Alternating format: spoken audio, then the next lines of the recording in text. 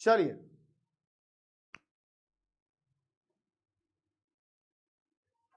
चलिए तो बेटा आज हम लोग इस दूसरी क्लास में आ चुके हैं। सारे गतिरोधों को समाप्त करते हुए जो भी परेशानियां आपकी थी उन सभी परेशानियों को समाप्त करते हुए आपकी क्लास शुरू हो चुकी है। आप सभी लोग एक बार मुझे कमेंट करके भैया बता दोगे कि मेरी आवाज आप तक पहुंच रही है, मेरा स्वर आपके स्वर तंत्रों तक, कानों तक पहुंच रहा है कि नहीं, और मुझे बता दोगे कोई दिक्कत तो नहीं है। हम लोग ये क्लास शुरू करेंगे। बहुत प्यारी क्लास है बेटा। मैं ये देखता हूं कि मेरा बच्चा किस सब्जेक्ट में परेशान हो रहा है, किस टॉपिक पर परेशान हो रहा है, और बस फिर वहीं से लड़ाई की शुरुआत हो जाती है। आप अभी जब मैं क्लास ले रहा था तो तमाम बच्चा मुझसे कह रहा था कि सर संस्कृत संस्कृत संस्कृत, अनिवार्य संस्कृत में बहुत डर लग रहा है, बहुत डर लग रहा है, बहुत डर लग रहा है। तो डर किस बात की, जब आचार्य ऋषि सर आपके लिए खड़े हैं। क्या है टैगलाइन कि आचार्य ऋषि सर के शासन में 100 नंबर बटेगा राशन में। तो आप सभी लोग सारी चिंताएं छोड़ करके आ जाओ, सेशन को शेयर कर दो, सबको बुला लो। जितने बच्चे पिछली क्लास में थे वो सारे बच्चे फिर से बुला लो, फिर से उनको सबको बता दो अपने अपने तरीकों से, जैसे जैसे तुमने बताया था कि संस्कृत गद्यांश और पद्यांश की प्रचंड क्लास शुरू हो चुकी है। 14 नंबर, 7 नंबर संस्कृत गद्यांश और 7 नंबर संस्कृत पद्यांश। कैसे लिखना है बेटा, कैसे लिखना है ये भी बताऊंगा, ठीक है। कैसे लिखना है तुम्हें ये भी बताऊंगा। कोई भी चीज नहीं छूटेगी, ये आप ध्यान रखना, कोई भी चीज आपकी नहीं छूटने वाली है बेटा। कॉपी में कैसे लिखना है, क्या डालना है, क्या नहीं डालना है, हर एक चीज पर बात होगी। आपका पेपर कब है आप जानते हो, और जब आपकी धड़कनें 2:15 पे धड़क रही होंगी तो आप पिछली क्लास की पीडीएफ, हाँ बिल्कुल, अभी सभी लोग इस बात को ध्यान दो, सभी लोग इस बात को ध्यान दो बेटा। बहुत सारे बच्चों ने अभी सब्सक्राइब किया चैनल को। मैं ये चाहता था कि जब 8 बजे वाली क्लास हो जाए ना तब आपको पीडीएफ मिले, ठीक है। क्यों? क्योंकि तीनों पीडीएफ आपको एक साथ कंबाइन करके मिलेगी, अलग अलग नहीं मिलेगी, नहीं तो आप परेशान हो जाओगे। सारे करवाऊंगा मैं। सभी लोग एक बार सेशन को शेयर कर दो जल्दी से।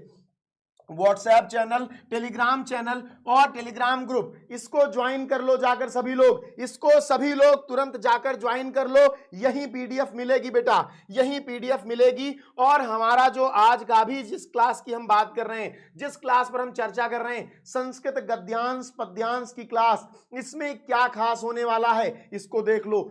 यूट्यूब में आपको संस्कृत के लिए इतनी अच्छी क्लास नहीं मिलेगी, ठीक है, इससे अच्छी क्लास नहीं मिलेगी। इसलिए यह जरूरी है। क्या क्या पढ़ाऊंगा मैं इस पर बात कर लेता हूं एक बार। क्या क्या मैं पढ़ाने वाला हूं इस पर एक बार मैं बात कर लेता हूं। मैं आपको पूरी चीजें क्रिस्टल क्लियर समझा देता हूं, ठीक है बेटा। हम लोग तुम्हारे लिए मैं ये क्लासेस लेके आ चुका हूं, तुम्हारे लिए ये क्लासेस मैं लाया था, लेकिन अब इतना लंबा पढ़ने की जरूरत नहीं है। अब तो इंपॉर्टेंट की बात है, अब तो एक दिन बता है, ये तुम्हारे सारे चैप्टर हैं। और केवल मैं ये चैप्टर नहीं पढ़ाऊंगा, मैं तुम्हें बताऊंगा कि तुम्हें अपने पेपर में लिखना कैसे है। संकेत क्या होता है, संदर्भ कैसे डालोगे, संकेत क्या क्यों डालोगे, संदर्भ क्यों डालोगे, ये सारी चीजें तुम्हारे लिए कैसे अनिवार्य हो जाती हैं, कैसे ये तुम्हारे नंबर को बढ़ाती हैं। प्रश्नोत्तर संख्या जो तुम्हारी 8 है वो तुम्हारे मुस्तकबिल को कैसे तय करेगी, इस पर पूरी बात करेंगे, इस पर पूरी बात करेंगे। सभी लोग सेशन को एक बार शेयर कर दो बेटा, सभी लोग सेशन को एक बार शेयर कर दो, सभी लोग सेशन को एक बार जल्दी से शेयर कर दो। और उन सभी बच्चों को बुला लो। हम 5000 बच्चे बैठ के पढ़ रहे थे तो हमें वो 5000 बच्चे चाहिए, जल्दी से सभी लोग। तो मैं आपको बताऊंगा कि आपको कॉपी कैसे लिखनी है, चाहे आपका गद्यांश श्लोक हो या फिर आपका गद्यांश, और वो किसी भी पाठ से हो। कौन सा सबसे ज्यादा इंपॉर्टेंट है, किससे सबसे ज्यादा नंबर आएंगे, किससे सबसे ज्यादा मार्क्स आने की उम्मीद है, उनको कैसे सॉल्व करना है, कैसे संदर्भ लिखना है, कैसे उनकी व्याख्या लिखनी है, हर एक चीज पर बात होगी। तो सभी लोग जल्दी से सेशन को शेयर कर दो, आ जाओ, ठीक है। और एक बार क्लास करो, एक बार क्लास करो, और क्लास करके मुझे ये बताओ कि तुम्हें संस्कृत पढ़ के कैसा लगा। अगर संस्कृत हिंदी से सरल ना लगी तो बताना तुम, ठीक है। अगर संस्कृत से हिंदी सरल ना लगी तो बताना, हिंदी से संस्कृत ना सरल लगी तो बताना।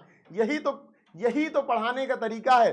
ठीक है बेटा, यहां वादे नहीं होते, यहां कंटेंट होता है, यहां डिलीवरी होती है, यहां तुम्हारे मुस्तकबिल में हर एक सेकंड एक चमकदार सितारा टांकने की जुगत में हम हमेशा तत्पर रहते हैं। ये हमारा सिद्धांत ही नहीं है, ये हमने पिछले कई वर्षों में करके दिखाया है। तो ये कोई पहला साल नहीं है जब ये हमारी परीक्षा का समय हो, बल्कि हमने कई परीक्षाओं में कई ऐसे माइलस्टोन तय किए हैं। ठीक है सभी लोग। और जो बच्चे खंडकाव्य के, दूसरे जिले का खंडकाव्य लिखे तो नंबर कट जाएगा। क्यों पढ़ना दूसरे जिले का भाई? खंड सुबह तुम्हारी 6 बजे से लेकर के 7 बजे के बीच में, ध्यान रखो, सुबह 6 बजे से लेकर के, सुबह 6 बजे से लेकर के तुम्हारे 7 बजे के बीच में 8 बजे, कल मैं सारे खंडकाव्य आपको ला करके आपके सामने पटक दूंगा। अपने अपने खंडकाव्य के वे प्रश्न जो मैं बताऊंगा तैयार कर लेना, क्योंकि पेपर में वे प्रश्न छपे मिलेंगे, लिखे मिलेंगे। ठीक है, सभी लोग सेशन को एक बार शेयर करें बेटा, सभी लोग सेशन को एक बार शेयर करो। सभी बच्चों को बुलाओ, फिर हम क्लास शुरू करते हैं। सभी बच्चों को एक बार बुलाओ, फिर हम क्लास को शुरू करते हैं। क्लास को बहुत आराम से करेंगे, एक एक नंबर का क्वेश्चन देखेंगे और उस नंबर का क्वेश्चन देखते हुए आगे बढ़ेंगे। चलिए ठीक है,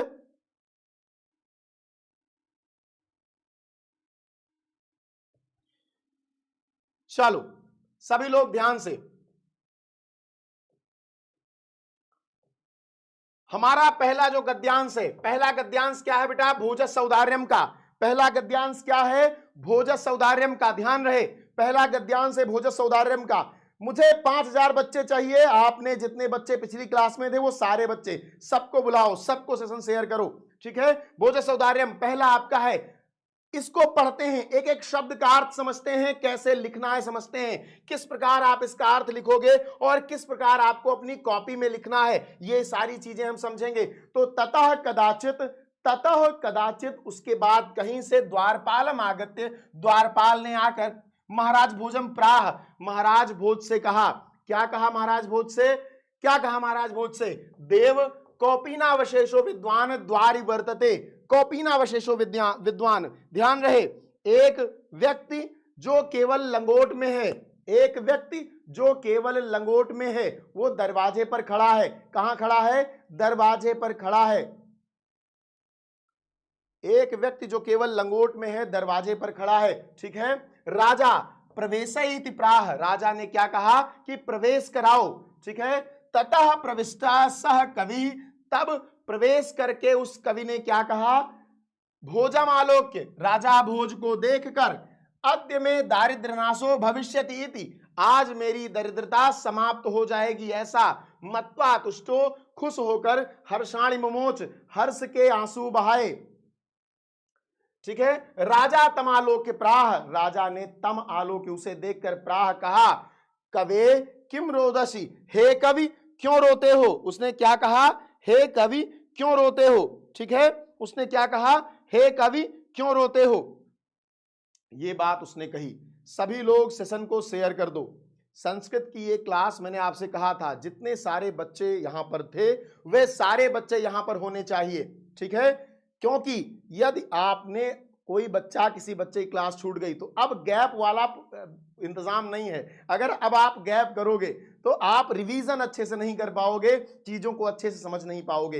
अब देखते हैं कि इसका अर्थ कैसे लिखेंगे। तो बेटा इसका सबसे पहले तो आपको संदर्भ लिखना है। मैंने कहा 7 नंबर, 7 नंबर में 2+5, 2+5 की आपकी व्यवस्था है। किसकी व्यवस्था है? 2+5 की। 2 क्या है? 2 आपका है संदर्भ का नंबर, 2 क्या है? संदर्भ का नंबर, और 5 क्या है? श्लोक का नंबर, अनुवाद का। ठीक है, 5 क्या है? अनुवाद का नंबर है बेटा, अनुवाद का नंबर। ये आप सभी को ध्यान रखना है। 2 नंबर आपके संदर्भ का है। संदर्भ आप लिखोगे, प्रस्तुत गद्यांश हमारी पाठ्य पुस्तक संस्कृत दिग्दर्शिका के भोजस सौदार्यम नामक पाठ से उद्धृत है। संस्कृत दिग्दर्शिका के किस पाठ से उद्धृत है? भोजस औदार्यम नामक पाठ से उद्धृत है, ध्यान रखना। अनुवाद, अनुवाद क्या? जो मैंने आपको अनुवाद बताया अर्थ सहित। तत्पश्चात द्वारपाल ने आकर महाराज भोज से कहा, देव द्वार पर एक ऐसा विद्वान खड़ा है जिसके तन पर केवल लंगोटी ही शेष है। राजा बोले प्रवेश कराओ। राजा ने क्या कहा? प्रवेश कराओ। ठीक है, सभी लोग सेशन को एक बार शेयर कर दो। सारे इंपॉर्टेंट पैराग्राफ, सारे इंपॉर्टेंट श्लोक मैं करवा दूंगा। ठीक है, सभी लोग सेशन को एक बार शेयर करें। तब उस कवि ने भोज को देखकर यह मानकर कि आज मेरी दरिद्रता दूर हो जाएगी, प्रसन्नता के आंसू बहाए। राजा ने उसे देखकर कहा, कवि रोते क्यों हो? क्या कहा? कवि रोते क्यों हो? ध्यान रहे। अब आप इसको कॉपी में कैसे लिखोगे? कॉपी में कैसे लिखोगे? तो सबसे पहले आप डालोगे प्रश्नोत्तर संख्या। सबसे पहले आप डालोगे प्रश्नोत्तर संख्या। प्रश्नोत्तर संख्या क्या है? 8। और 8 में आपका जो का वाला पोर्शन है, 8 में जो का वाला पोर्शन है वही आपका संस्कृत गद्यांश आता है। का वाला पोर्शन संस्कृत गद्यांश है। और खा वाला पोर्शन क्या है? खा वाला पोर्शन क्या है बेटा? खा वाला आपका पोर्शन है संस्कृत श्लोक का। तो संस्कृत गद्यांश की बात हम लोग कर रहे हैं। सबसे पहले आप संकेत लिखोगे। संकेत लिखना क्यों अनिवार्य है? क्योंकि जब भी आपका एग्जामिनर आपकी कॉपी देखेगा तो आपको गद्यांश में 2 मिलता है, या ये अथवा ये। तो आपके गद्यांश को देखकर वो कैसे समझ पाए कि आपने क्या लिखा है, आपने कैसे उसको कंप्लीट किया है, कौन सा आपने चुना है। तो इसके लिए आपको लिखना है इस बात को। इसके लिए आप ये बात लिखोगे, अनिवार्यतः जरूरी है कि संदर्भ।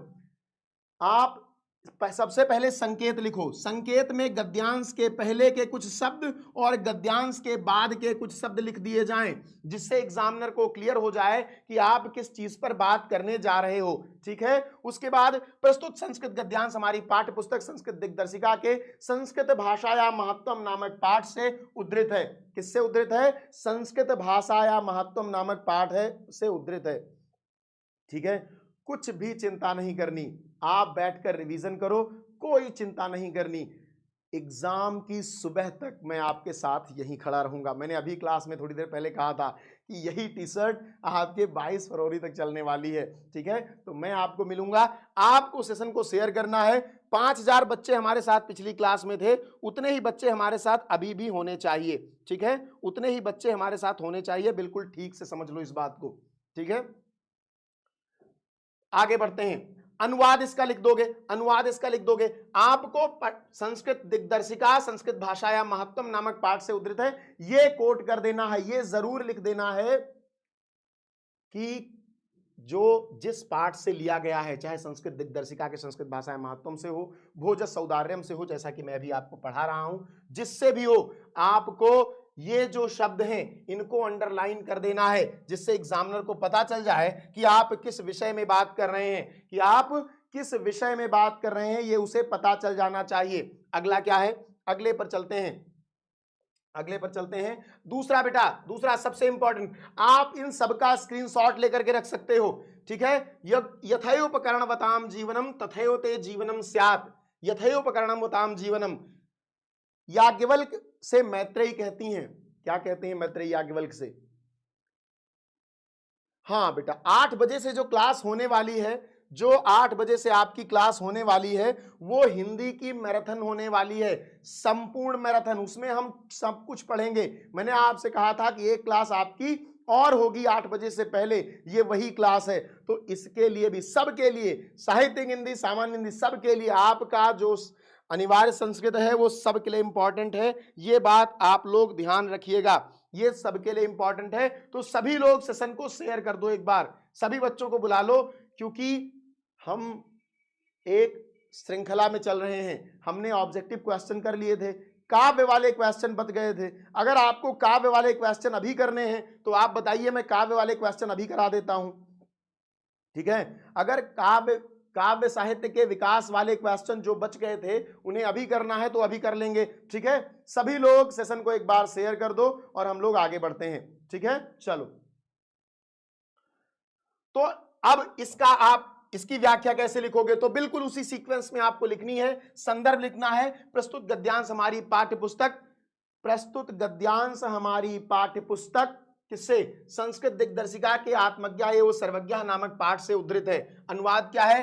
तुम्हारा भी जीवन वैसा ही हो जाएगा जैसा साधन संपन्नों का जीवन होता है। कौन कह रहा है? याज्ञवल्क्य से याज्ञवल्क्य मैत्रेयी से कहते हैं यथैव उपकरणवताम जीवनम तथैव ते जीवनम स्यात्। जैसा उपकरण साधन संपन्न लोगों का जीवन होता है वैसा ही तुम्हारा भी जीवन हो जाएगा। ठीक है, कैसा जीवन हो जाएगा तुम्हारा? जैसा साधन संपन्न लोगों का जीवन होता है। ध्यान रखना इस बात को, सभी लोग ध्यान रखो। सेशन को शेयर कर दो और 8 बजे मैराथन वाली क्लास होगी, 8 बजे मैराथन वाली क्लास होगी। उसके लिए वो पूरी हिंदी की हम लोग वहां पर चर्चा करेंगे, पूरी हिंदी पढ़ेंगे। ठीक है, चलो अगले टॉपिक पर चलते हैं। तो आप इसका स्क्रीनशॉट ले सकते हो सभी लोग, ये बहुत इंपॉर्टेंट है बेटा। आत्मज्ञा एवं सर्वज्ञा से एक गद्यांश आना निश्चित है। ठीक है, सभी लोग ध्यान से इसको देख लो। अगले पर चलते हैं। अगला क्या है? ये दूसरा गद्यांश है जो आपका आत्मज्ञा एवं सर्वज्ञा से है। नवा अरे जायायाह कामाय जाया प्रियो भवति। अब इसका अर्थ लिखने के लिए आप एक एक लाइन पढ़ लो ठीक से, तो आप समझ जाओगे। बिल्कुल वैसे ही मैंने अर्थ लिख दिया है कि न ही पत्नी की कामना पत्नी की कामना के लिए प्रिय होती है, अपनी कामना के लिए ही पत्नी प्रिय होती है। कौन कह रहा है? याज्ञवल्क्य मैत्रेयी से कहते हैं कि पत्नी क्यों प्रिय होती है? अपनी कामना के लिए पत्नी प्रिय होती है। ध्यान रखना इस बात को सभी लोग। चलो अगले पर चलते हैं। ठीक है, तो इस तरह आप लोग इसका संदर्भ लिख दोगे और इसका अनुवाद लिख दोगे। ध्यान रहे सभी लोग, इसको बहुत ध्यान से समझ लो क्योंकि ये तुम्हारे पेपर में 14 अंकों का आने वाला है बेटा, 14 अंकों का। अब हम अगले पर चलते हैं। अगला पाठ हमारा क्या है? अगला पाठ क्या है? अगला है हमारा बेटा संस्कृत भाषायां महत्वम। संस्कृत भाषायां महत्वम, सभी लोग इसको ध्यान से कर लें। संस्कृत भाषायां महत्वम प्रस्तुत गद्यांश हमारी पाठ्य पुस्तक संस्कृत दिग्दर्शिका के संस्कृत भाषायां नाम महत्वम नामक पाठ से उद्धृत है। क्या है? क्या है? ट्रिक बता दूंगा। धन्योयम भारत देशा, भारत देश धन्य है। यत्र समुल्लसति जनमानस पावनी भव्य भावोद्भावनी शब्द संदोह प्रसविनी सुर भारती विद्यमानेषु निखिलेष्वपि वाङ्मयेषु अस्याह वाङ्मयम सर्वश्रेष्ठम सुसंपन्नम च वर्तते। ये जो आपका संस्कृत का वाङ्मय है वह सर्वश्रेष्ठ है और सुसंपन्न है, बहुत अच्छा है। अब इसका अनुवाद आप इसी तरह लिख दोगे जिस तरह मैंने आपको बताया कि आपको कॉपी में कैसे लिखना है। सारे इंपॉर्टेंट गद्यांशों पर हम चर्चा कर लेंगे। ठीक है, सारे इंपॉर्टेंट गद्यांश, और सारे इंपॉर्टेंट गद्यांश का आप स्क्रीनशॉट ले लोगे। ये आपका एक इंपॉर्टेंट गद्यांश, और ये इसी प्रकार लिखा जाएगा जिस प्रकार मैंने आपके साथ कॉपी शेयर की है। अगला पाठ है बेटा जातक कथा का। जातक कथा में सबसे इंपॉर्टेंट खंडकाव्य क्या है? हाँ, दूसरे जिले का खंडकाव्य नहीं लिखना है मेरे बच्चे। खंडकाव्य के लिए मैं सारे क्वेश्चन आपके खंडकाव्य के करा दूंगा, उसकी चिंता आपको नहीं करनी। खंडकाव्य के मैं सारे क्वेश्चन करा दूंगा। ठीक है, जातक कथा पर देखते हैं। जातक कथा का सबसे इंपॉर्टेंट क्या है? ठीक है, हंस राजा तस्यै वरम दत्वा, वहां पर एक हंस है, इसका स्क्रीनशॉट ले लो सभी लोग। हंस राजा तस्यै वरम दत्वा हिमवती शकुन संगे सन्निपतत। ये तुम्हारे पेपर में आने वाला है इस वर्ष। ये वेरी वेरी इंपॉर्टेंट है। मैंने तुमसे कहा है जो मैं वेरी वेरी इंपॉर्टेंट कहूं उस पर आप 3 स्टार बना लिया करो, तो ये 3 स्टार आपके बने रहने चाहिए। ठीक है, हंस मयूरादयः शकुनिगणाः समागत्य एकस्मिन् महति पाषाण तले सन्निपतन। एक बहुत बड़े पत्थर के चट्टान के नीचे वे लोग बैठे। कौन बैठे? सारे पक्षी।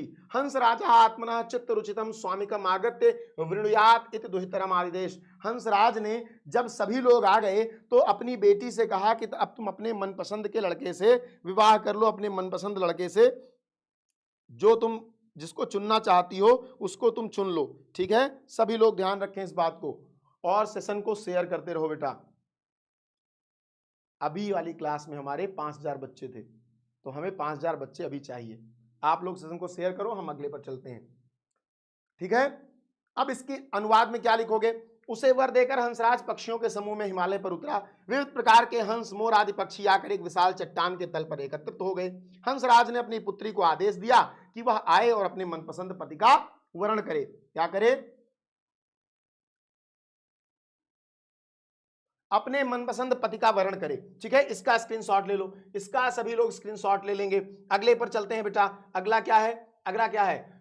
सुवर्ण राजहंसा लज्जिता अस्य नयो हरि अस्ति न बर्हाणाम समुत्थाने लज्जा। उसने कहा इसे न तो संकोच है न पंखों को ऊपर करने में लज्जा। इस निर्लज्ज को मैं अपनी बेटी नहीं दूंगा। क्या नहीं दूंगा? इस निर्लज्ज को अपनी बेटी नहीं दूंगा। ठीक है, हंस राजा ततयो परिसन मध्य आत्मना भगिने आय हंस पोदिकाय दुहितर मददात। उसने अपनी बेटी के, क्या किसको दिया, अपनी बहन के, ठीक है, हंसराज ने अपनी पुत्री को अपने भांजे बहन के बेटे को दे दिया। और मयूरो हंस पोतिकाम अप्राप्य, मयूर हंस पोतिका को न पा करके लज्जता तस्मात् स्थानात् पलायितः, लज्जित होकर उस स्थान से पलायित हो गया, उस स्थान से चला गया। हंसराजोपि हृष्ट मानसः स्वगृहम् अगच्छन्, और हंसराज भी हृष्ट मानसा खुशी मन से अपने घर चले गए। ठीक है, सभी लोग चले गए, सबका अपना दिल खुश हो गया। तो आप इसका स्क्रीनशॉट ले सकते हो बेटा, इसका स्क्रीनशॉट ले लो। गद्य के लिए ये बहुत इंपॉर्टेंट है, गद्य के लिए बहुत इंपॉर्टेंट है, संस्कृत गद्य के लिए। ठीक है, प्री बोर्ड में संधि आया था लेकिन इस बार नहीं आएगा। ठीक है, देखो अब ये आपका किस पार्ट से है, ये आपका महामना मालविया से है। इस पर भी ट्रिपल स्टार बना लो, इस पर भी ट्रिपल स्टार बना लो। महामनस्विनः मदन मोहन मालवीय से जन्म प्रयागे प्रतिष्ठित परिवारे अभवत। महामनस्वी मदन मोहन मालवीय का जन्म प्रयाग के प्रतिष्ठित परिवार में हुआ। अस्य पिता, इनके पिता पंडित व्रजनाथ मालवीय संस्कृत से सम्मान्य विद्वान आसीत। इनके पिता जो पंडित व्रजनाथ मालवीय थे वह संस्कृत के सम्मानित विद्वान थे। ठीक है, अयम प्रयागे एवं संस्कृत पाठशालायां राजकीय विद्यालय में और सेंट्रल कार्य महाविद्यालय च शिक्षा प्राप्य अत्रैव राजकीय विद्यालय अध्यापकन आरब्धवान। ठीक है, इन्होंने क्या किया, एक प्रतिष्ठित परिवार में इनका जन्म हुआ। इन्होंने अपनी पूरी पढ़ाई कहाँ, संस्कृत पाठशाला राजकीय विद्यालय और म्योर सेंट्रल महाविद्यालय में की। सेशन को सभी लोग शेयर करेंगे। ठीक है, चलिए आगे बढ़ते हैं। युवकः मालवीयः स्वकीयेन प्रभावपूर्ण भाषणेन जनानां मनांसि अमोहयत्। युवक मालवीय ने अपने प्रभावपूर्ण भाषण से लोगों का मन मोह लिया। क्या किया, लोगों का मन मोह लिया बेटा, लोगों का मन मोह लिया। ध्यान रहे, सभी लोग सेशन को शेयर करेंगे तो इसका आप स्क्रीनशॉट ले लो। अगला जो आपका इंपॉर्टेंट गद्यांश है बेटा वो कौन सा है, वो आपके पंचशील सिद्धांता का है। बौद्ध युगे इमे सिद्धांताः, बौद्ध युगे इमे सिद्धांताः, बौद्ध युग में ये सभी सिद्धांत क्या थे, बहुत महत्व रखते थे। क्यों महत्व रखते थे, क्योंकि इन्हीं रचनाओं, इन्हीं सिद्धांतों के आधार पर वैयक्तिक जीवन से अभ्युत्थान आए, लोगों के अपने जीवन के अभ्युत्थान हेतु तो प्रयुक्तासन प्रयुक्त होते थे। परमद्य लेकिन आज इमे सिद्धांताः राष्ट्राणां परस्पर मैत्री सहयोग कारणानि विश्व बंधुत्वस्य विश्व शांतेश्च साधनानि सन्ति। लेकिन जो ये सिद्धांत हैं वे आज कैसे हैं, वे आज कैसे हैं, विश्व बंधुत्व, विश्व शांति को बढ़ाने के साधन के रूप में हैं। राष्ट्र नायक से श्री जवाहरलाल नेहरू महोदय से प्रधानमंत्री काले, राष्ट्र नायक श्री जवाहरलाल नेहरू के प्रधानमंत्री काल में चीन देशेन सह, चीन देश के साथ भारतस्य मैत्री पंचशील सिद्धांतान अधिकृत एवं अभवत्। भारत की जो मित्रता थी वो पंचशील सिद्धांत के आधार पर हुई। बिल्कुल कॉपी कैसे लिखें ये आपको बताया जाएगा। यतो ही उभवापि देशौ बौद्ध धर्मे निष्ठावन्तौ, क्योंकि दोनों देश बौद्ध धर्म में निष्ठावान थे। ध्यान रखना इस बात को। आधुनिके जगति, आधुनिक जगत में पंचशील सिद्धांता नवीनम राजनैतिकम स्वरूपम गृहीतवन्तः। पंचशील सिद्धांत ने नया राजनैतिक रूप ग्रहण कर लिया है। इतना आपके संस्कृत दिग्दर्शिका के गद्य के लिए बहुत महत्वपूर्ण है। ठीक है, ये आप समझ लो। ठीक है बेटा, मैंने गद्यांश के लिए जितने भी आपको गद्यांश बताए हैं वो आपको याद करके रख लेना है, वो आपको याद करके रख लेना है। चाहे भोज सौदार्यम का हो, चाहे आत्मज्ञा हो सर्वज्ञा का, चाहे संस्कृत भाषा महत्वम, चाहे जातक कथा, चाहे महामना मालवीय। ये अंतरराष्ट्रीय कैसे हो गया, क्या हो जाएगा, महामना मालवीय।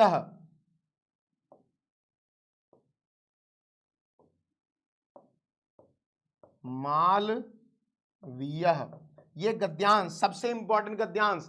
आप लोग इस चीज का ध्यान रखो बिल्कुल ठीक से। संदर्भ कैसे लिखेंगे, कैसे नहीं लिखेंगे, इसका स्क्रीनशॉट ले लो। इसी तरह आप गद्य का अपने संदर्भ लिखोगे, इसी तरह आप अपने गद्य का संदर्भ लिखोगे बेटा। इसी तरह क्या करोगे, आप अपने गद्य का संदर्भ लिखोगे। ठीक है, अब आओ हमारे जो हिंदी काव्य के विकास के ऑब्जेक्टिव प्रश्न बच गए थे उनको सॉल्व कर लेते हैं। ठीक है, जो बच गए थे प्रश्न उनको सॉल्व कर लेते हैं। सभी लोग ध्यान से हर एक प्रश्न का जवाब देंगे। ठीक है, सभी लोग बहुत ध्यान से हर एक प्रश्न का जवाब देंगे, ठीक है। सभी लोग बताओ, तार सप्तक का प्रकाशन वर्ष, तार सप्तक का प्रकाशन वर्ष क्या है? तार सप्तक का प्रकाशन वर्ष सभी लोग कमेंट सेक्शन में बताएंगे। जो आपके ऑब्जेक्टिव प्रश्न काव्य के विकास के रह गए थे उनको हम लोग सॉल्व कर रहे हैं। काव्य के विकास के प्रश्न सभी लोग आंसर करेंगे जल्दी जल्दी और सेशन को शेयर करेंगे। पोल आपको मिलेगा बिल्कुल। चलो शुरू करते हैं, क्वेश्चन का आंसर शुरू करते हैं। सभी लोग आंसर करो जल्दी जल्दी। तार सप्तक का प्रकाशन वर्ष क्या है? तो बेटा तुम्हें पता है कि तार सप्तक का प्रकाशन वर्ष 1943 है और मैंने तुम्हें बताया कि इसमें अगर 8 जोड़ दो तो ये तुम्हारा 1951 हो जाता है और यदि इसमें और 8 जोड़ दो तो 1959 हो जाता है। ठीक, अब ये तुम्हारे 3 प्रश्नों को तैयार कर देगा, ये तुम्हारे 3 प्रश्नों को बहुत अच्छे से तैयार कर देगा बेटा, इस चीज को याद रख लेना। अगला प्रश्न क्या है? अगला प्रश्न सभी लोग इसका आंसर करेंगे और सेशन को शेयर करेंगे। जितने बच्चे गद्य के विकास में थे उतने बच्चे काव्य के विकास में होने चाहिए, नहीं तो उनका छूट जाएगा। तो तुम अपने दोस्तों की कुछ सहायता करो और उनको सेशन शेयर कर दो। अगला प्रश्न, भारतेंदु हरिश्चंद्र द्वारा प्रकाशित पत्रिका, बहुत तेजी से क्वेश्चन करेंगे, जो आपके सबसे इंपॉर्टेंट प्रश्न है उनको करेंगे। भारतेंदु हरिश्चंद्र द्वारा प्रकाशित पत्रिका कौन सी है? भारतेंदु हरिश्चंद्र द्वारा प्रकाशित पत्रिका कौन सी है? तो भारतेंदु हरिश्चंद्र द्वारा प्रकाशित पत्रिका कौन सी है? कवि वचन सुधा। अगला प्रश्न, रीतिकाल की सर्वाधिक महत्वपूर्ण प्रवृत्ति, रीतिकाल की सर्वाधिक महत्वपूर्ण प्रवृत्ति क्या है? तो रीतिकाल की सर्वाधिक महत्वपूर्ण प्रवृत्ति क्या है बेटा? रीतिकाल की सर्वाधिक महत्वपूर्ण प्रवृत्ति है रीति निरूपणता। ये सारे क्वेश्चन तुम्हारे तैयार होने चाहिए, बहुत ज्यादा इंपॉर्टेंट प्रश्न है, ध्यान रखना। प्रिय प्रवास के रचयिता कौन है? प्रिय प्रवास के रचयिता कौन है आपको बताना है। प्रिय प्रवास, तो तुम्हारे पाठ में एक पाठ है पवन दूतिका। पवन दूतिका के लेखक कौन है? अयोध्या सिंह उपाध्याय हरिऔध, और इन्होंने ही प्रिय प्रवास की रचना की है। इन्होंने क्या किया है? प्रिय प्रवास की रचना की है, इस बात को ध्यान रखना। अगले प्रश्न पर चलते हैं। अगले प्रश्न पर, निम्नलिखित में से छायावाद के कवि हैं कौन? इनमें से छायावाद का कवि है आपको बताना है और सेशन को शेयर करना है सभी लोगों को, ठीक है। इनमें से कौन छायावाद का कवि है ये आपको बताना है और सेशन को शेयर करते रहना है, ठीक। कौन है? मुकुटधर पांडे। अगला प्रश्न, निम्नलिखित में से कौन सा कवि छायावाद का नहीं है? कौन सा कवि छायावाद का नहीं है? तो आपको पता है निराला है, जयशंकर है, महादेवी हैं। अज्ञेय नहीं है। अज्ञेय किसके हैं? ये प्रगतिवाद के हैं, तार सप्तक के प्रकाशक हैं। किसके? तार सप्तक के प्रकाशक हैं, प्रगतिवाद के हैं। रश्मिरथी किस कोटि की रचना है आप बताइए? रश्मिरथी किस कोटि की रचना है? रश्मिरथी किस कोटि की रचना है आपको बताना है। रश्मिरथी किस कोटि की रचना है? कैसी रचना है रश्मिरथी? तो आप बताइए। महाकाव्य है, खंड काव्य है, मुक्तक है, गद्य है? तो रश्मिरथी आपका क्या है बेटा? रश्मिरथी आपका खंड काव्य है, क्योंकि इसमें एक पर्टिकुलर व्यक्ति के एक छोटे से जीवन चरित्र पर बात हुई है। अगला प्रश्न, बादल को घिरते देखा है रचना है। बादल को घिरते देखा है, ठीक है। बादल को घिरते देखा है किसकी रचना है? सभी लोग बताएंगे कमेंट सेक्शन में और सेशन को शेयर करोगे बेटा सभी लोग। सभी लोग 5000 बच्चे यहां होने चाहिए। अभी गद्य वाले विकास में आपने जितना पहुंचाया उतना आपको पहुंचाना है, ठीक है। रामधारी सिंह दिनकर प्रमुख कवि हैं किसके? प्रयोगवादी काव्यधारा के, निर्गुण ज्ञानाश्रयी काव्यधारा के, प्रगतिवादी काव्यधारा के, या सगुण काव्यधारा के, ठीक है। आप बताइए किसके रामधारी सिंह प्रमुख कवि हैं आपको बताना है। आपको पता है बेटा रामधारी सिंह दिनकर अज्ञेय के समय के हैं, तो ये किस काल के हो जाएंगे? ये हमेशा से रहेंगे किसमें बताइए? अज्ञेय का समय का कोई व्यक्ति किसमें रहेगा? प्रयोगवादी प्रगतिवादी काव्यधारा में रहेगा ना। बिहारी की रचनाओं का छंद क्या है? बिहारी की रचनाओं का छंद क्या है आपको बताना है। बिहारी की रचनाओं का छंद क्या है? हाँ, बिहारी की रचनाओं का छंद, सेशन को सभी लोग शेयर करेंगे, दोहा है बेटा। बिहारी की रचनाओं का छंद क्या है? दोहा है। चलो आगे बढ़ते हैं। आंसू रचना है। आंसू कैसी रचना है? किसकी रचना है आंसू आपको बताना है। आंसू किसकी रचना है? आंसू किसकी रचना है? सूर्यकांत त्रिपाठी, निराला, रामधारी सिंह दिनकर, जयशंकर प्रसाद या महादेवी वर्मा? तो ये रचना किसकी है बेटा? जयशंकर प्रसाद की रचना है। अगला प्रश्न, छायावाद स्थूल के प्रति सूक्ष्म का विद्रोह, ये कथन किसका है? स्थूल के प्रति सूक्ष्म का विद्रोह, ये कथन किसका है? छायावाद क्या है? स्थूल के प्रति सूक्ष्म का विद्रोह, ये कथन किसका है आपको बताना है। तो ये किसका है? डॉक्टर नगेंद्र का कथन है। किसका कथन है? डॉक्टर नगेंद्र का।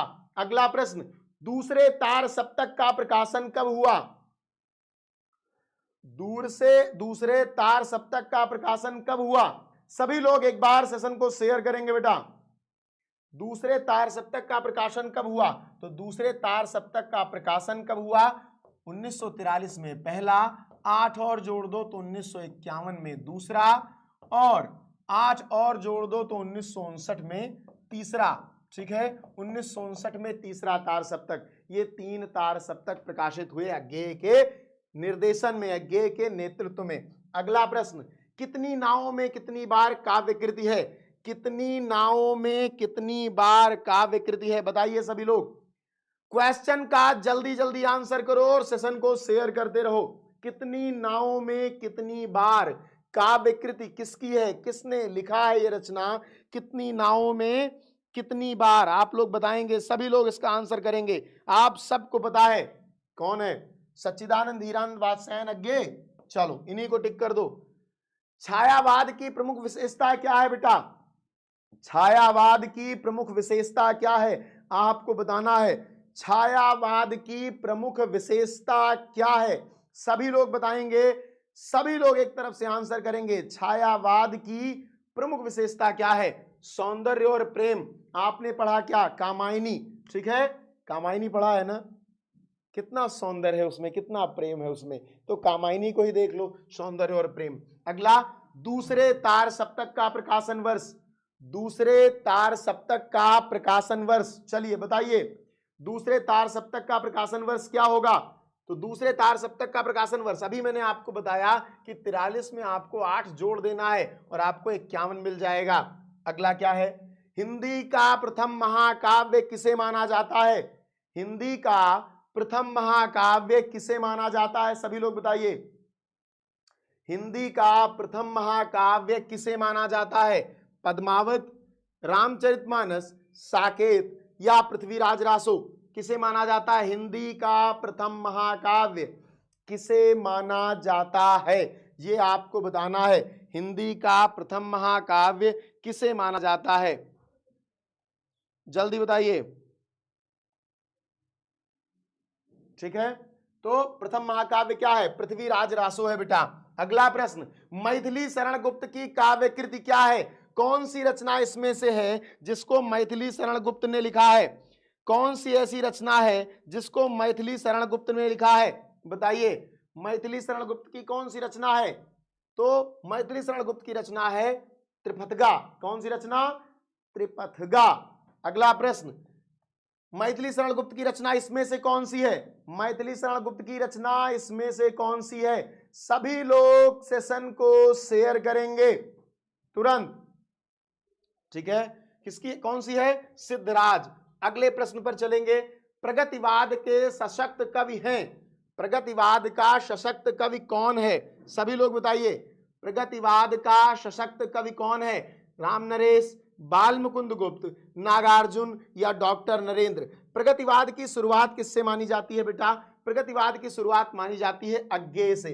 अज्ञेय के तार सप्तकों से प्रगतिवाद की शुरुआत, उस परंपरा की नींव मानी जाती है। और उसमें नागार्जुन जो है वे बहुत मुखर और बहुत प्रतिभावान कवि हैं। अगले पर चलते हैं, क्या है? मास्को अभी दूर है। एक बच्चा पूछ रहा था ये क्या है? ये एक कविता संग्रह है, मास्को अभी दूर है। और इसके लेखक कौन है? तो मास्को से बहुत प्रेम है कुछ लोगों को, जैसे शिवमंगल सिंह सुमन। मास्को से शिवमंगल सिंह सुमन को काफी प्रेम है, तो शिवमंगल सिंह सुमन मास्को के लेखक हैं। ठीक है, चलिए सभी लोग सेशन को एक बार शेयर करेंगे। सभी लोग एक बार सेशन को शेयर करेंगे। सच्चिदानंद हीरानंद वात्स्यायन अज्ञेय के संपादन में कुल कितने सप्तक प्रकाशित हुए? सच्चिदानंद हीरानंद वात्स्यायन अज्ञेय के किसमें?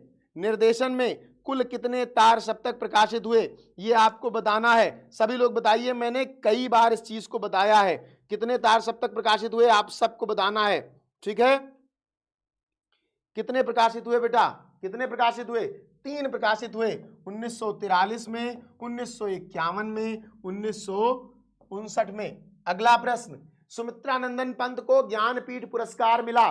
सुमित्रानंदन पंत को ज्ञानपीठ पुरस्कार किस रचना पर मिला? सभी लोग बताइए, सुमित्रानंदन पंत को ज्ञानपीठ पुरस्कार किस रचना पर मिला? सभी लोग बताएंगे और सेशन को शेयर करेंगे। चलो, किस पर मिला?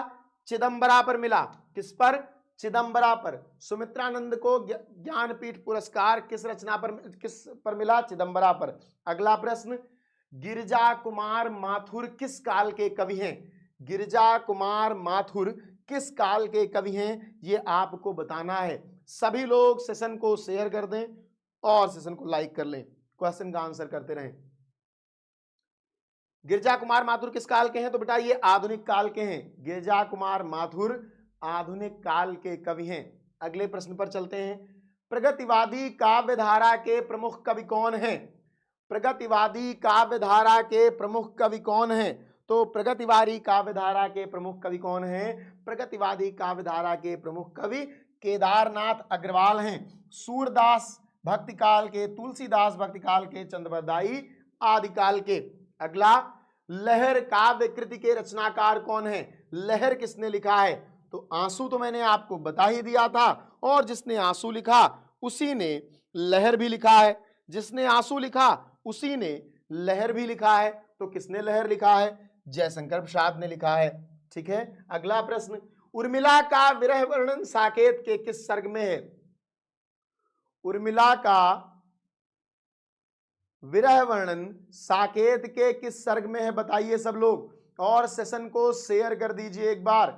8 बजे, 8 बजे याद रखिए, 8 बजे आपकी मैराथन, आपकी हिंदी की मैराथन आ रही है। 8 बजे आपकी हिंदी की मैराथन आ रही है, जिसमें पूरी हिंदी कवर करने वाले हैं हम लोग, A to Z, शुरू से अंत तक, निबंध, पत्र, रचनाएं, सब कुछ। तो 8 बजे तो आपको आना ही है।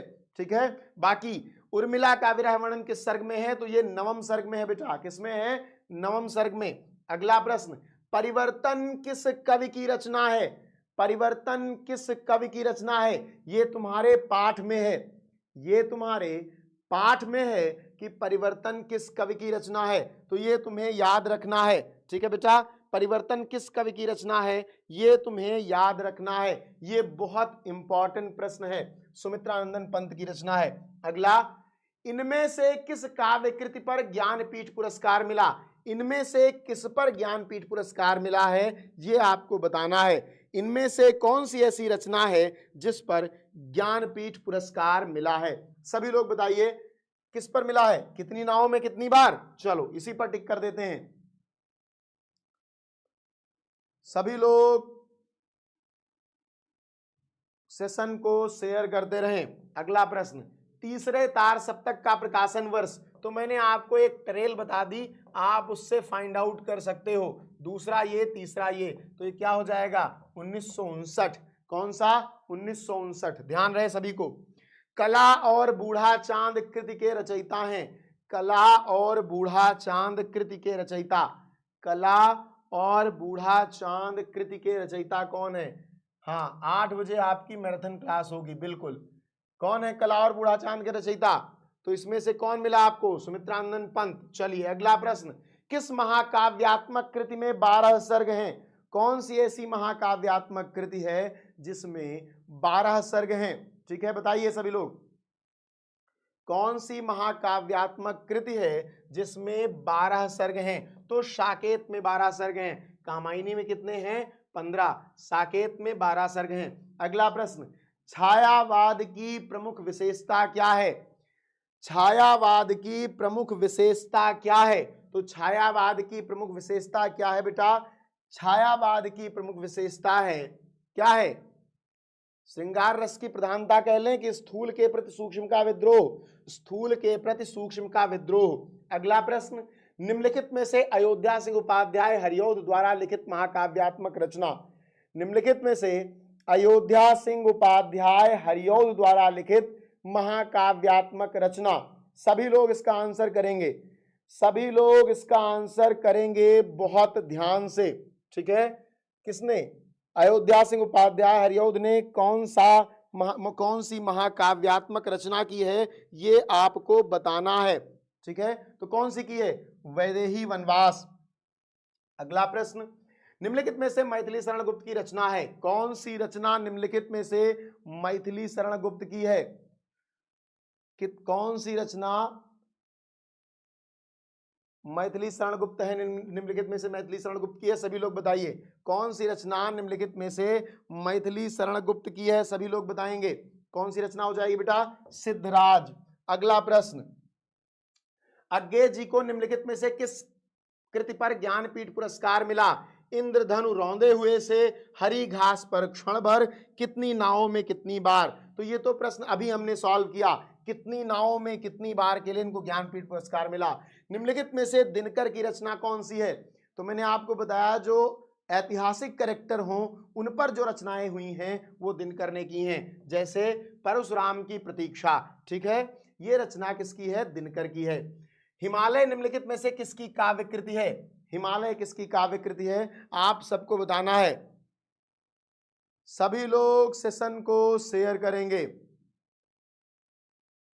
सभी लोग सेशन को शेयर करेंगे। हिमालय किसकी रचना है बेटा? अभी 8 बजे, अभी थोड़ी देर बाद 8 बजे आपकी हिंदी की मैराथन होने वाली है। हिंदी की मैराथन जिसमें हम संपूर्ण हिंदी पढ़ेंगे। क्या पढ़ेंगे? संपूर्ण हिंदी। क्लास लग चुकी है, आप सभी लोग सेशन को अपने सभी दोस्तों के साथ शेयर कर दीजिएगा। चलिए, तो ये क्या हो जाएगा? हिमालय महादेव वर्मा की रचना है।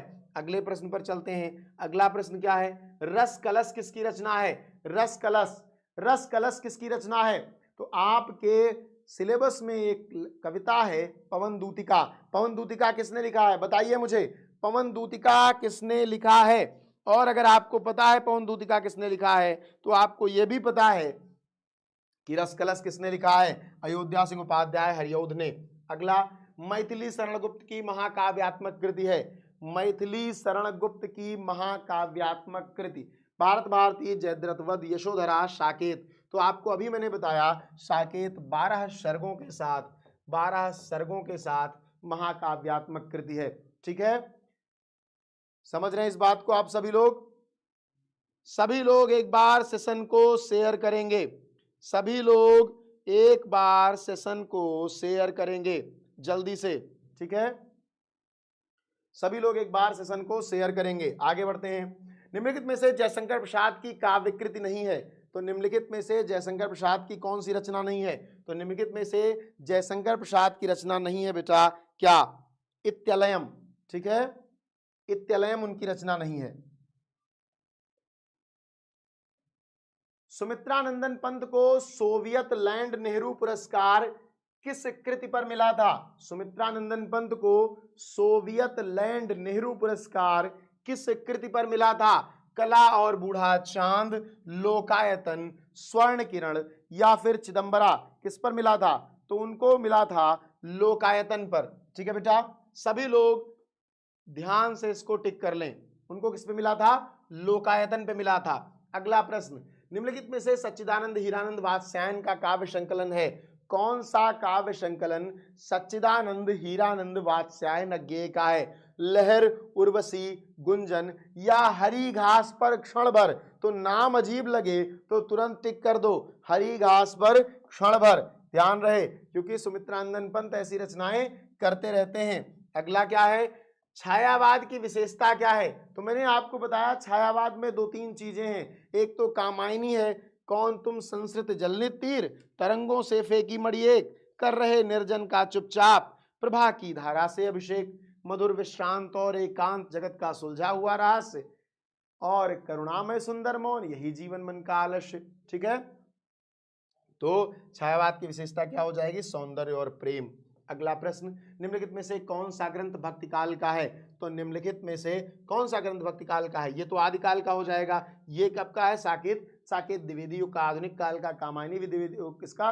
कामायनी छायावाद का आधुनिक काल का। तो विनय पत्रिका आपकी हो जाएगी भक्ति काल की, तुलसीदास ने लिखा है। प्रयोगवाद के प्रवर्तक कौन हैं? प्रयोगवाद के प्रवर्तक कौन हैं, आप सबको बताना है। प्रयोगवाद के प्रवर्तक कौन हैं? तो प्रयोगवाद के प्रवर्तक कौन है बेटा? प्रयोगवाद के प्रवर्तक अज्ञेय हैं। इन्होंने तार सप्तक से क्या किया है? तार सप्तक से अपने रचनाओं को या उस समय लिखी जाने वाली रचनाओं को छापना शुरू किया और उसी को माना जाता है किसका? प्रगतिवाद की शुरुआत उसी को मानी जाती है। अनामिका के रचनाकार आप सभी लोग बताएंगे, अनामिका के रचनाकार कौन है? अनामिका के रचनाकार कौन है? सभी लोग बताएंगे। अनामिका के रचनाकार कौन है बेटा इसमें से? अज्ञेय, निराला, महादेव वर्मा या सुमित्रानंदन पंत? तो अनामिका के रचनाकार निराला हैं। कौन है? निराला, महाकवि निराला। पूरा नाम क्या है इनका? पूरा नाम क्या है निराला जी का? सभी लोग बताओ और सेशन को शेयर कर दो। चलो आगे बढ़ते हैं। रीतिकाल का अन्य नाम क्या है? रीतिकाल का अन्य नाम क्या है? सभी लोग बताएंगे रीतिकाल का अन्य नाम क्या है? हाँ, 8 बजे मैंने कहा था मैं 8 बजे पढ़ाऊंगा। 8 बजे, बिल्कुल 8 बजे हिंदी की मैराथन आने वाली है। क्लास लग चुकी है। मैं आपको 8 बजे मिलूंगा और हम लोग हिंदी की मैराथन करेंगे। ठीक है, इसका ध्यान रखना है। रीतिकाल को कहा जाता है श्रृंगार काल, ध्यान रहे। हिंदी साहित्य का इतिहास लिखने वाले सर्वप्रथम विद्वान कौन हैं? हिंदी साहित्य का इतिहास लिखने वाले सर्वप्रथम विद्वान कौन हैं? आप बताइए। तो ये गारसा दत्तासी हैं। कौन है? गारसा दत्तासी। इनका नाम आपको याद रखना है। मलिक मोहम्मद जायसी को किस धारा का कवि माना गया? तो मलिक मोहम्मद जायसी को किस काव्य धारा का कवि माना गया? मैंने आपको बताया था भक्ति काल और निर्गुण और सगुण में अंतर को। तो इसको सूफी काव्य धारा का कवि माना गया। किसका? सूफी काव्य धारा का कवि माना गया। रीतिकाल को श्रृंगार काल नाम किसने दिया? तो रीतिकाल को श्रृंगार काल नाम मिश्र बंधुओं ने दिया। रीतिकाल को श्रृंगार काल नाम मिश्र बंधुओं ने दिया है, इस बात को ध्यान रखना है आपको। अगले प्रश्न पर चलते हैं। लहर के रचनाकार हैं। लहर के रचनाकार कौन हैं? तो लहर के रचनाकार आपको पता है, जो आंसू के रचनाकार हैं जयशंकर प्रसाद। ये सारे प्रश्न आपके तैयार होने चाहिए, बहुत विधिवत। तो इन सभी प्रश्नों को रट डालो, बिल्कुल क्या करो? रट डालो इन प्रश्नों को। ये सारे प्रश्न तुम्हारी परीक्षा के लिए बहुत इंपॉर्टेंट हैं। हिरोशिमा कविता के रचनाकार कौन है? हिरोशिमा कविता के रचनाकार कौन है? सभी लोग बताइए, हिरोशिमा कविता के रचनाकार कौन है? सभी लोग बताएंगे हिरोशिमा कविता के रचनाकार कौन है? हिरोशिमा कविता आपके सिलेबस में है, सच्चिदानंद धीरानंद वात्स्यायनज्ञ। ठीक है। हरी घास पर क्षण भर, हरी घास पर क्षण भर के रचनाकार कौन है? इस पर इन्हें एक पुरस्कार भी मिला है। आप कमेंट करके बताओ हरी घास पर क्षण भर पर कौन सा पुरस्कार मिला? तो अज्ञेय ने लिखा है हरी घास पर क्षण भर। ठीक है, आगे बढ़ते हैं, नेक्स्ट क्वेश्चन की तरफ चलते हैं। हरिऔध जी की कृति नहीं है, तो चुभते चौपादे उनकी कृति है, प्रिय प्रवास उनकी कृति है, वैदेही वनवास उनकी कृति है। कौन सी उनकी रचना नहीं है? कौन सी रचना नहीं है? सभी लोग बताओ। इसीलिए आपको एमसीक्यूज में डर लगता है, तो आपको करना क्या है? उनकी प्रैक्टिस करते रहना है, उनकी प्रैक्टिस करते रहना है, क्वेश्चन को देखते रहना है, जिससे आप उन्हें समझ पाओ और एग्जाम में आसानी से हो जाएं। चित्रधारा उनकी रचना है। अगला प्रश्न, साहित्य लहरी के रचयिता हैं। साहित्य लहरी के रचयिता कौन है? तो साहित्य लहरी के रचयिता कौन है बेटा? आप सब बताइए। तुलसीदास, सूरदास, कबीरदास या आचार्य केशवदास? कौन है साहित्य लहरी के रचयिता? साहित्य लहरी आपकी कहाँ की कविता है? किस युग की कविता है साहित्य लहरी? सभी लोग बताएंगे साहित्य लहरी किस युग की कविता है? साहित्य लहरी आपके भक्ति काल की कविता है और इसे लिखा है सूरदास ने। अगले प्रश्न पर चलेंगे। अगला प्रश्न क्या है? नौका विहार कविता जो आपके है शांत स्निग्ध ज्योत्स्ना उज्ज्वल अपलक अनंत नीरव भूतल शैकत सैया पर ग्रीष्म विरल तनवंगी शैकत सैया पर तनवंगी गंगा ग्रीष्म विरल। ये किस पाठ से लिया गया है? तो ये लिया गया है बेटा गुंजन से। किससे? गुंजन से लिया गया है। इसको आपको याद रखना है। आगे बढ़ते हैं, अगले पर चलते हैं। दूसरे तार सप्तक के कवि हैं। देखो, हर तार सप्तक में 7 कवियों का एक जोड़ा होता था। हर तार सप्तक में 7 कवियों का एक जोड़ा होता था, ठीक। और उन 7 कवियों वाले जो लेखक हैं उन्हीं को तार सप्तक में प्रकाशित किया जाता था। तो वे कौन हैं? भवानी प्रसाद मिश्र हैं। भवानी प्रसाद मिश्र हैं। पद्मावत का रचनाकाल, पद्मावत का रचनाकाल क्या है? पद्मावत का रचनाकाल क्या है बेटा? सभी लोग बताओ, पद्मावत का रचनाकाल क्या है? पद्मावत का रचनाकाल क्या है? पद्मावत कब रची गई? जायसी ने रची है पद्मावत। तो जायसी सूफी काव्य धारा के भक्ति काल के हैं, तो ये आपको पता ही होगा, ठीक है। भक्ति काल में जायसी सूफी काव्य धारा के हैं। अगला प्रश्न, सरोज स्मृति के रचयिता हैं। सरोज स्मृति के रचयिता हैं। कौन है सरोज स्मृति का रचयिता? आप सभी लोग बताइए जल्दी से। सरोज स्मृति के, निराला की एक बेटी है सरोज, उनका निधन हो जाता है तो वे कविता लिखते हैं कि धन्य में पिता निरर्थक था, ठीक है। तो सरोज स्मृति निराला ने लिखी है। अगला प्रश्न क्या है आपका? अगला प्रश्न बेटा, अगला प्रश्न, निम्नलिखित कवियों में छायावादी कवि नहीं है।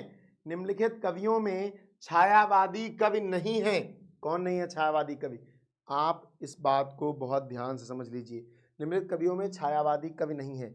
कौन नहीं है छायावादी कवि? नागार्जुन, सुमित्रानंद पंत, जयशंकर प्रसाद, महादेव वर्मा, ठीक है। ये सभी छायावादी हैं। ये कौन से हैं? ये प्रगतिवादी हैं, ठीक है।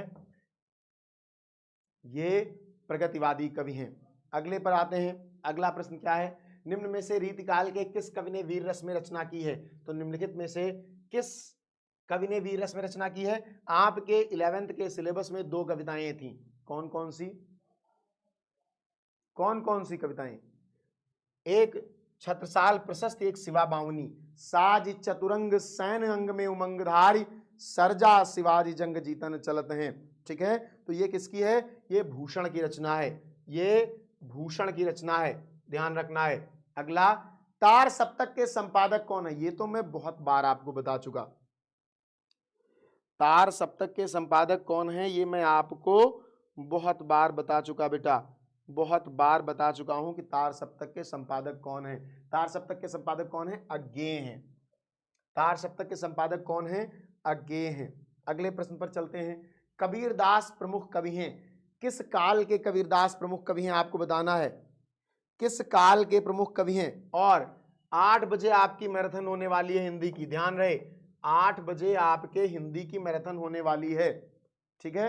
सभी लोग सेशन को शेयर करते रहो, सभी लोग सेशन को शेयर करते रहो। 8 बजे हिंदी की आपकी मैराथन होने वाली है। कबीरदास निर्गुण काव्य धारा के कवि हैं। अगले प्रश्न पर चलते हैं। बिहारी लाल ने प्रमुख रूप से किस छंद में रचना की है? तो बिहारी लाल ने प्रमुख रूप से किसमें रचना की है? बिहारी ने दोहे में रचना की है। बिहारी ने प्रमुख रूप से किसमें रचना की है? दोहे में रचना की है। नौका विहार कविता का संबंध किस नदी से है? सभी लोग जल्दी से कमेंट करके बताओ। नौका विहार